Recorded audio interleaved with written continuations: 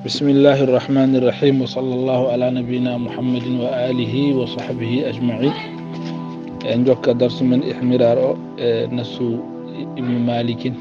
بامترنا هوري وكلها تلزم بعده صلة. ابن مالك وكلها تلزم بعده صلة على ضمير لائق مشتملة. وكلها دندان الموصولات فف موصول فف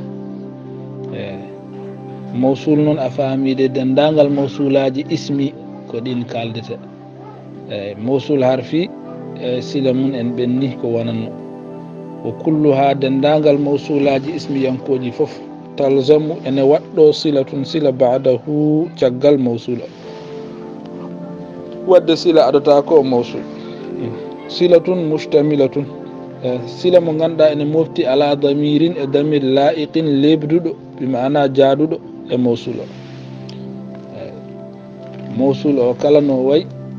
e damir o kadi ko non ombodiran e makko. Masalan so mufrad jaa alladhi akramtuhu, so tawi ko muannas jaati allati akramtuha. Wa kulluha il mawsulat al ismiyati mawsul ismi fof نصية فرق نصي من غندا سو حالama tan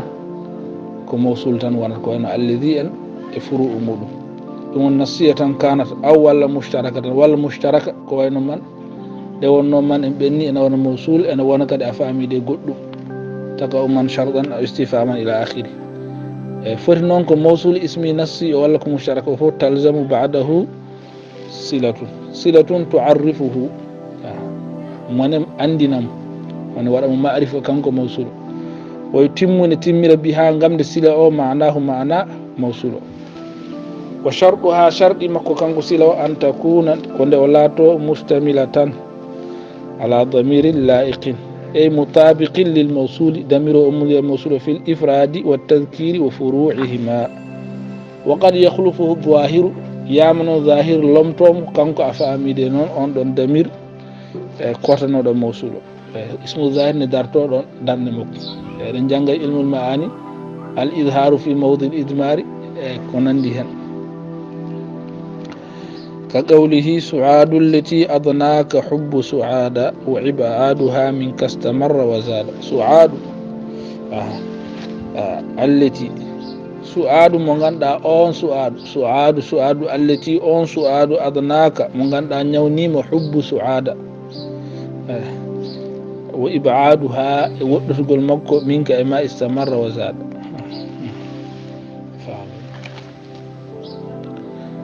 سؤال التي كان كوني أون دب توقع التي معنا خبر.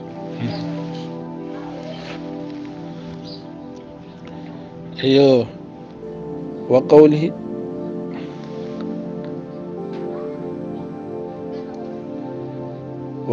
أيا رب ليلى أنت في كل موطن وأنت الذي في رحمة الله أطمع. أيا رب إيجم ليلى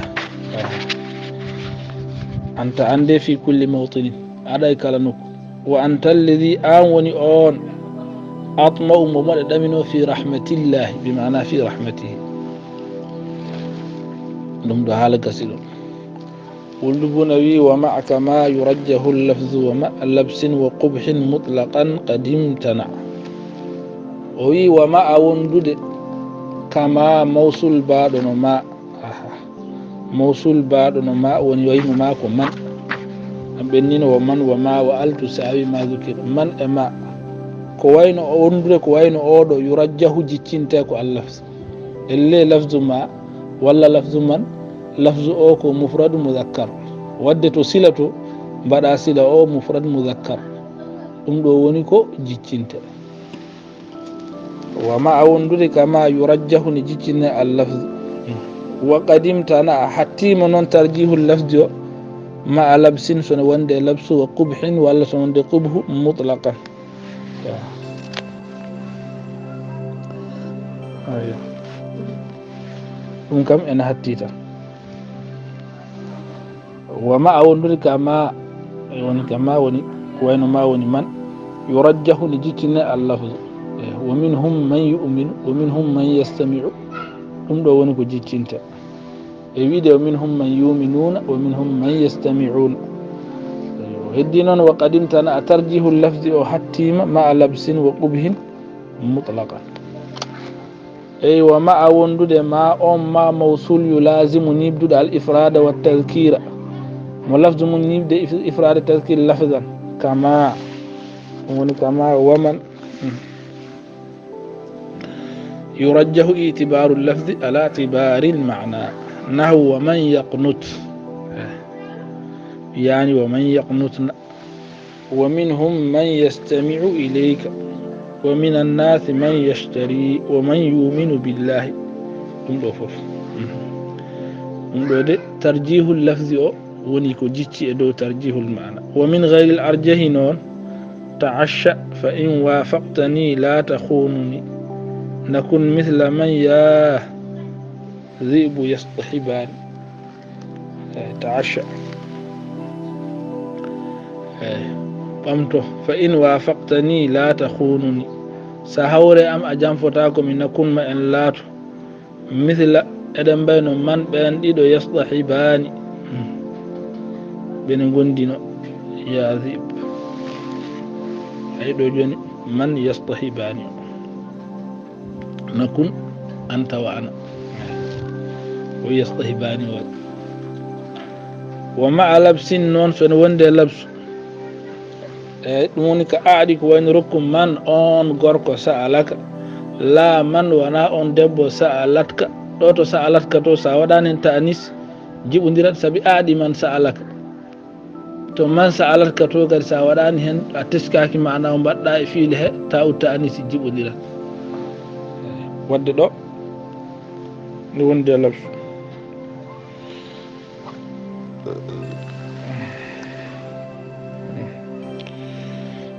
ɗo ko wonde wa qubhin ka man ko wayno on hiya muhsinatun ko ummuka wa man hiya sawda'u ko amatuka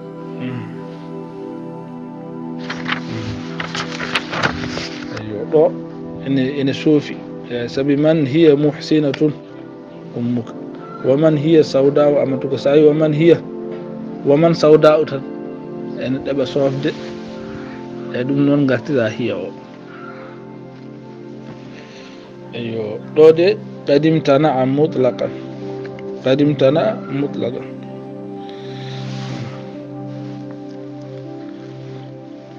خلافا لندن لابن السراج في دون من هي محسن من هي محسن دو أيوه ابنك دائما هو محسن أو من هو محسنة سلمى لديهم باتفاق قد منع أيوه خلافا لابن السراج في من هي محسن فإن هذف هي ننسو هي أو إتام سهولة إنه التذكير ودار التذكير عند ابن مالك هي محسن من هي محسن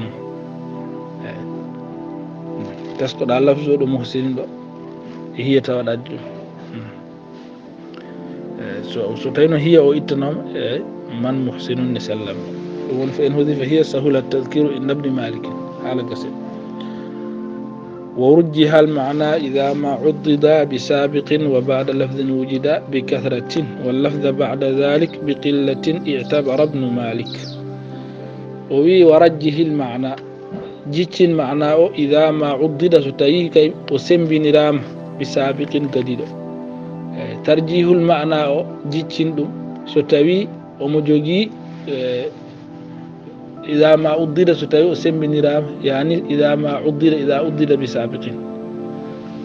مثلا جوني أوي ومن يقنط أوي من كنا هندي كافو الخطاب يعارضون نونك على مرجم النسوة ود ومن يقنط من كنا لله ورسوله بيا وتعمل بت من كنا أري يريد ويعمل ورجه المعنى إذا ما عضد بسابق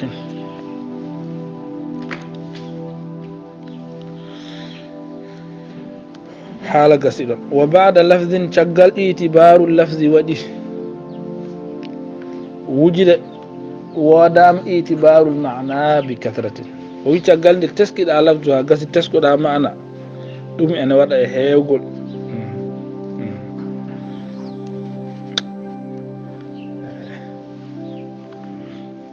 وبعد لفظ تقال التسكيد على لفظها قصد وجد التسكامة ودام بكثرة هيقول اعتبار المعنى قدر دا اعتبار اللفظ دونا اعتبار المعنى دوم أن هي أكسو أنونك ما فصل واد فصل واداني أنا ودي خلاف فاهم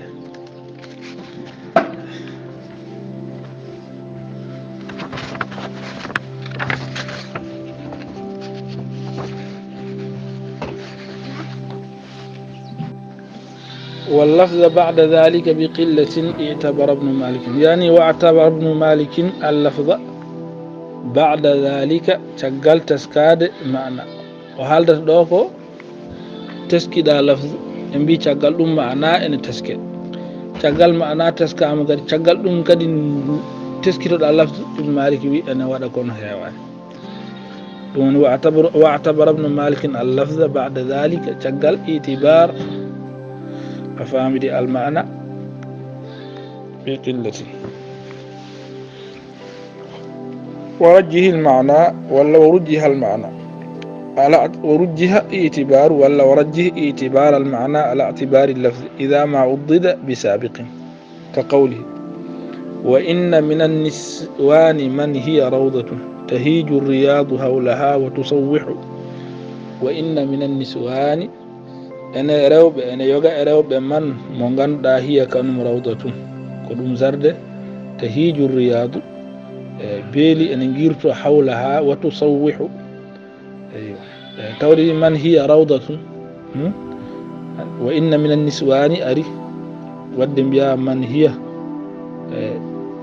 maana o niswan ardade nde wadde mbasa wide man huwa man hiya rawdatun فهم ولا ومن يقنت منكن لله ورسوله وتعمل فوق ورجه المعنى إذا ما وضد بسابق وبعد اعتبار لفظ وجد اعتبار المعنى بكثرة كأكسه كنون كي أكسو أكد أنا وقت منكو إن وجد الفصل سفصل وجد وان تقال اعتبار المعنى قدر دا تسكو دا لفظ كندومكو ما وفصل وادا وإلا سفصل أراني فخلاف مثال قال تعالى ويعبدون من دون الله ما لا يملك لهم رزقا من السماوات والأرض شيئا ولا يستطيعون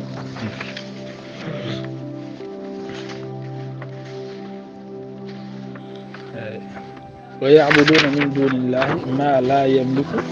اعتبار اللفظ ولا يملك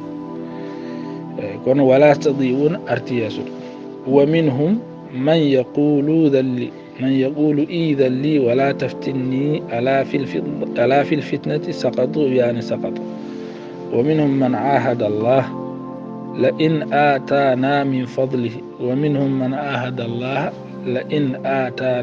من فضله لنصدقن ولنكون ديدفف من عاهد الله لئن آتاه ولئن آتانا كلا دون لنصدقن كدي ولنكون فلما آتاهم من فضله بخلوا به يعني بخل به وتقول بها من يقومون في غير شيء وينظر في أمورنا قومك أي من يقومون في غير شيء ويقومون اعتبار المعنى وينظرون اعتبار اللفظ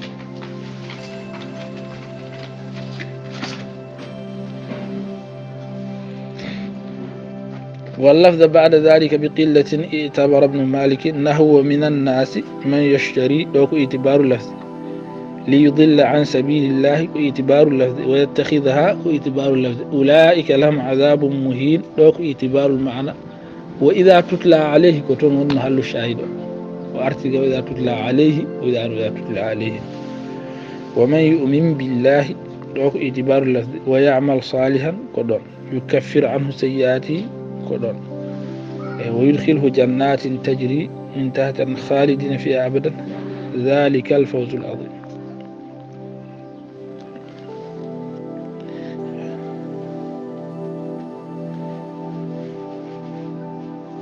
أيوه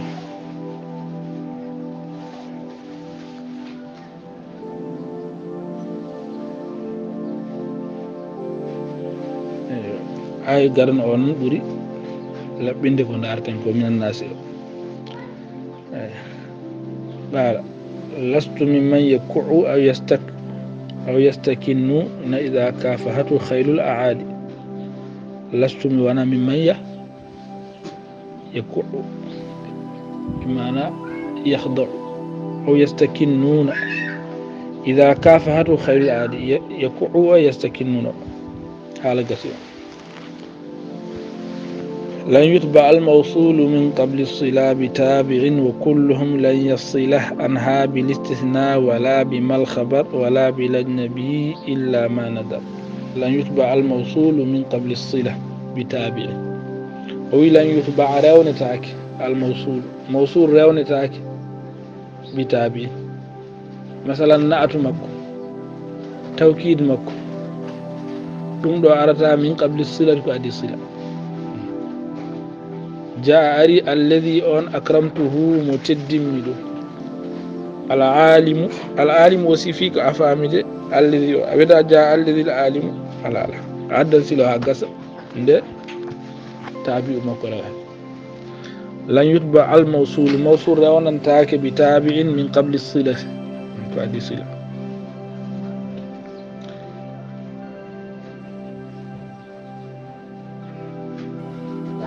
وكلهم بففنون هم هلبن أفهمي عربي بأنه ينكفو لن يصله عنها بيتشندير تامو كانكو أفهمي دي موصول أو إسلا أو بالاستثناء. استثناء كد لومبو تاكو كل استثناء وانا تابع كتوابع جاندات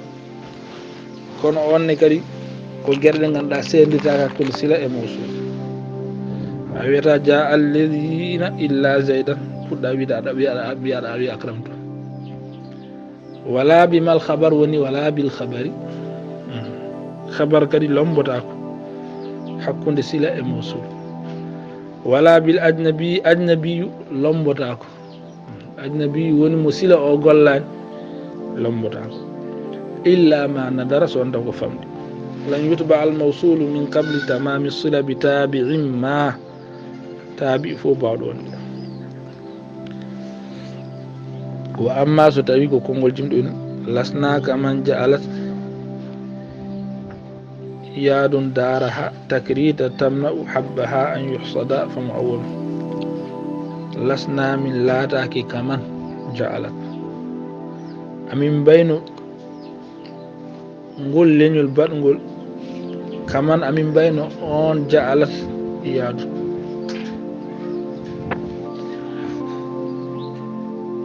kaman ja'alat iyadun daraha takrit kaman ja'alat takrita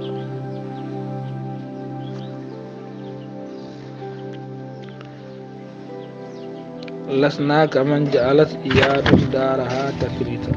تمنع حبها أن يحصد.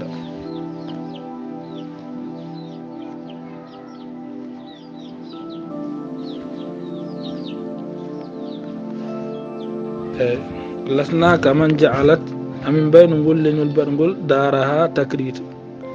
إيادون كد إيادون أودو لومبادي حكولي دون وني ko wim famu awwalu bi anna daraha tawdira ko daraha gondo ko mansub bi fi'lin yadullu alayhi al mazkur fil kala do ene tinda makko kon wana o do golli wa taqdiru lasna kaman ja'alat daraha takrit iyadun non ja'alat daraha takrit. ibn hisham no wi dum ne wadi ishkal li anna ja'ala ko fi'lun 'am la yasihu an yu'arrafa bihi al mawsul fil gono silatul mawsul ko ma won fil khas ja'al alladhi akramtan ja'al alladhi ضربت كون نستي جاء الذي جعل ولا جاء الذي فعل في الأمر وانتهى سلا خلاف ضربت وأكلت ونحو ذلك من أفعال خاص ولا يقال إن الإبهام قد زال بالجملة الثانية بذاك الجملة دي مو إتي إبهام لأننا نقول شرط الصلة نفسها أن يتعرف الموصول منها، وأما أنه يتعرف من جملة أخرى بعدها فليس بكافٍ. وكل لن يفصله بتشندي تام كونغو موصول عنها غاسله بالاستثناء، فلا يقال جاء الذين إلا زيدا فدو أدد جاء الذين إلا زيدا بأكرمتم على براكو جاء الذين أكرمتم دي إلا زيدا على ولا بما الخبر ما أكو ذلك ولا بالخبر، فلا يقال الذي زيد أكرمت على براكو الذي أكرمت زيد على ولا بالأجنبي أجنبي الأمر إلا ما نظر كقوله وأبغض من وضعت إلي فيه لساني معشر أنهم أذود. وأبغض إلي بري أن يد أنفف وأبغض من وضعت لساني فيه وأبغض إلي من وضعت فيه لساني معشر أذود أنه أي وأبغض إلي بري أن يد فيود ينفف من وضعت فيه لساني وأبغض من وضعت لساني فيه معشر أذود أنه جون إلي ونلوم بدونت إلي أوكم معمول وأنت أبغض.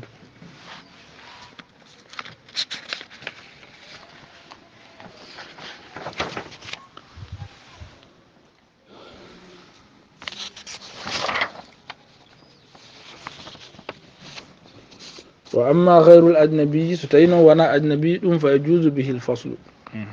وأجنبي بيدن لمبو. وأما وانا أجنبي نون باسي على كقوله هذا الذي وأبيك يعرف مالكا والحق يدفع ترهات الباطل. هذا الذي يعرف مالكا وأبيك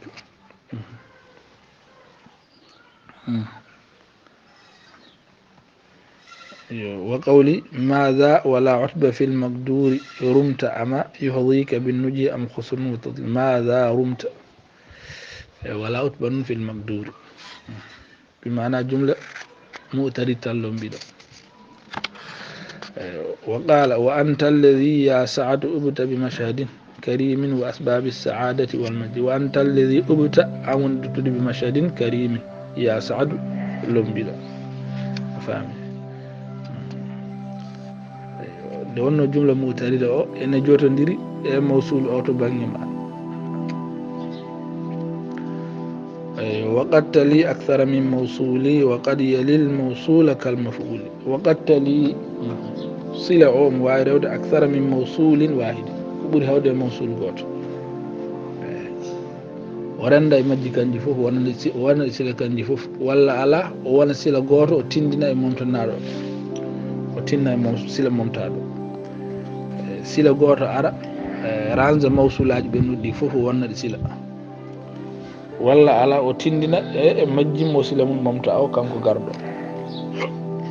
وقد يلي يام هذا الموصول كالمفعول مثل المفعول يعني معمول الصلة يعني هذا الموصول. وقد تلي الصلة أكثر من موصول واحد وانا مشتركا فيها او ولا مدولا بها ولا وانا مدولا بها على ما حذف وتين نوريكم ممتاكو ساوي جاء الذي والتي اي بها اكرمتهما دو رندام ولا بها جاء الذي والتي اكرمتها وانا كتاب.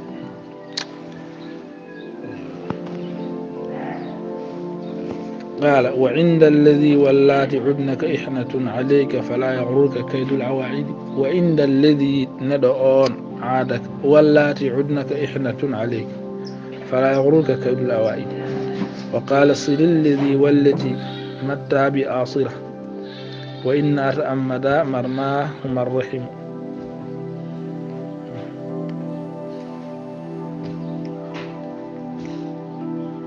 صل الذي والتي متى بآصرة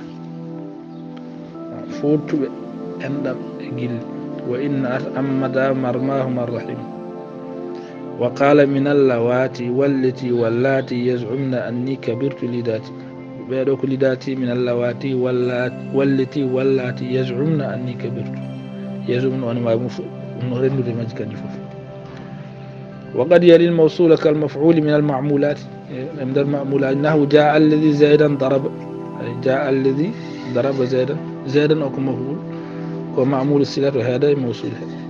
وقال إن الذي وهو مثر لا يجود حر بفاقة تعتريه بعد إثراء. إن الذي أون والحال وهو مثر وكو جملة حالي. إن الذي لا يجود والحال وهو مثر حرين أو خبر إن أي لا يجود فاعل أو مستتر تقدير هو يعود على الذي جملة ونسيلة. صاحب الحال أو نونكو كانكو غوندو تون فاعل لا يجود هو أون صاحب الحال ود جملة حالي أو كو معمول وانا جملة سلة وهذه موصولة. إن الذي وهو مثل لا يجود حرين بفاقة تعتريه بعد إثراء. أو مسألة نوم حال أو جنجون وقد تلي أكثر من موصول. وقد يلي الموصول كالمفعول وي غيرك عن غيرك عن ويدمنا غيرك عن تونا موصول بعد أني ويدوي تونا موصول حرفي. موصول حرفي معمول الصلة من هذا تائم وأل تونا موصول اسمي بهذا وأن كان معمول الصلة هذا تائم سبيء لشدة امتزاجها بالصلة. جاء الضارب زيدا إذا جاء ال زيدا بالضارب. ووينا وقال يلي الموصول كالمفعول وي غيرك عن وال حالك سيدا سدوم بني نون هانتي كو حذف جلا حذف الموصول ولا حذف الصلة ولا كنا ندير. وي وربما أنا واي حذف هيوي كو ممتع ما عرف ko andano minhuma e majji kalil so mawsul andani itte so sila andani itte walla wama urifa walla ko andano min ajliha ko andira sababu sila dum kadi ina itte dum ko babul hasfi mawsul ne itte sila heddo aha saaji afamide mawsul ne adde sila momte saaji wonko andira sababu sila o itte walla wonko andira e non dum do woni وربما إلى آخره. دوينا وقد يلي الموصول كالمفعول غير كان أي غير الحرفي مطلقا تونا موصول حرفي. وقيل ويام على حي موصول حرفي وجان إن كان عاملا ثم قال لك وإن عني وني معمول الصلة من هيرتام وإلا ستيء ونا قول له جاز نحو وإن ما موصولي نحو عجبت ما مصدر بيام نحو عجبت مها مما زيدا ضرب ما أو مصدري وانا قول له ود ضرب أو مفعول من هذا مكو